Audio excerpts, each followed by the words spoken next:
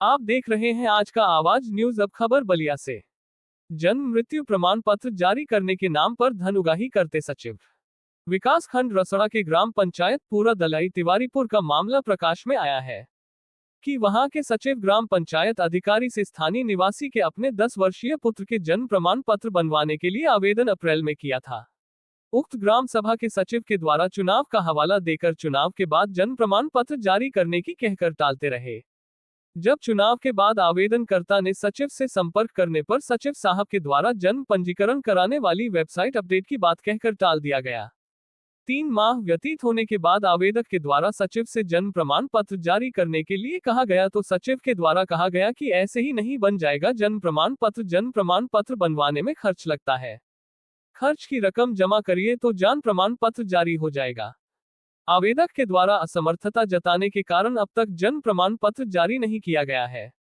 जबकि रसड़ा विकास खंड में तैनात इस सचिव साहब की अनेकों इस प्रकार के अन्य मामले के इनसे संबंधित ग्राम सभा में भी जन्म एवं मृत्यु प्रमाण पत्र जारी करने में जानबूझकर विलंब किया जाना यह उनकी कार्यशिथिलता को और लापरवाही व भ्रष्टाचार को दर्शाता है। विकासखंड रसड़ा में सचिव साहब का जलवा और इनकी कार्य की चर्चा पूरे विकासखंड में होती है, परंतु विभागीय उच्च अधिकारियों आदेश को ठेंगा दिखाकर अपने कार्य प्रति लापरवाही उनकी दिनचर्या में शामिल है। ऐसे भ्रष्ट और लापरवाह कर्मचारियों की वजह से ग्राम पंचायत विकास की महत्वपूर्ण योजनाएं धरातल पर पहुंचने से पहले ही दम तोड़ देती है। ऐसे लापरवाह भ्रष्ट कर्मचारियों पर कार्रवाई करने के लिए अधिकारी भी कहते हैं इनकी राजनीतिक साठगांठ की वजह से ग्राम सचिवालय पर कभी नहीं मिलते हैं। सचिव साहब अपना सचिवालय अपने हिसाब से यह चलते हैं, या यूं कहेले कि अपनी मनमानी सरकार स्वयं चलते हैं सचिव साहब।